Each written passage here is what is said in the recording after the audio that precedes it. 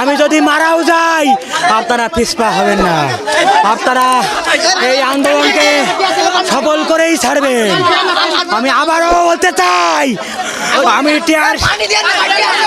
আমি tear shell খেয়েও can't হয়নি।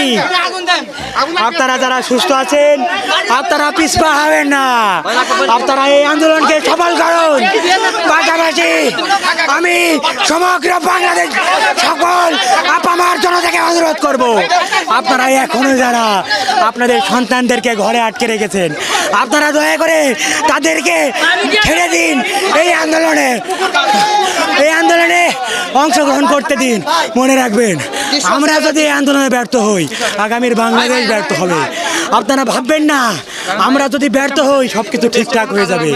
আমরা যদি আজ থেমে যাই, এই আন্দোলন যদি থেমে যায়, বাংলাদেশের স্বাধীনতা সার্বভৌমত্ব সব কিছু আমরা হারিয়ে ফেলবো। কাজেই আমাদের এখন আর কোনো দাবি নাই। আমাদের এক দফা এক দাবি নিয়ে সারা বাংলাদেশে যা হচ্ছে আমরাও তাই কর্মসূচি পালন করতেছি। এক দফা এক দাবি, প্রধানমন্ত্রীকে পদত্যাগ করা লাগবে। পদত্যাগ ছাড়া আমরা আর কোনো কিছু চাই না। কারণ আমরা সংলাপের সুযোগ দিচ্ছি অনেক আগে। 18 তারিখ থেকে শুরু করে যে পরিমাণ গণহত্যা গুম চলাইছে, এরপরে আর আমাদের কোনো রাস্তা নেই। আমাদের পিঠ দেয়ালে ঠিক গিয়েছে। যখন আমরা সংলাপের সুযোগ দিছি তখন সাধারণ স্টুডেন্টরা ছিল, সবাই সাধারণ স্টুডেন্ট ছাড়া কেউ ছিল না। সেইখানে মার দেওয়া হয়েছে, গুম করা হয়েছে, তাদের বাপ মাকে তুলে নিয়ে যে হয়রানি করা হয়েছে, সব ধরনের প্রস্তুতি তারা নিয়ে করেছে। এখন আর সংলাপ কিসের ভাই? এখন আর কোনো সংলাপ নাই। আমরা একটাই দাবি, একটাই সবার এক দফা একই দাবি, আপনি পদত্যাগ করেন। কারণ শেখ হাসিনার পদত্যাগ।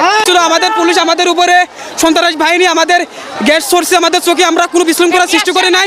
ওরা নিজেরাই আমাদের উপরে নিক্ষেপ করছে। পুলিশরা হিজলা আরে ছাত্রলীগ, আচ্ছা ভাই আমাদের উপরে ছাত্রলীগ, পুলিশ লীগ, যত লীগ আছে ভাই সম্পূর্ণ আমাদের উপর অত্যাচার করছে ভাই। বিনি কাজে আমাদের চোখে মুখে গ্যাস ছাড়ছে। আমাদের অবস্থা দেখেন কি হয়েছে। আমাদের 3-4টে ভাই আহত হয়েছে এবং তো হসপিটালও নিয়ে গেছে।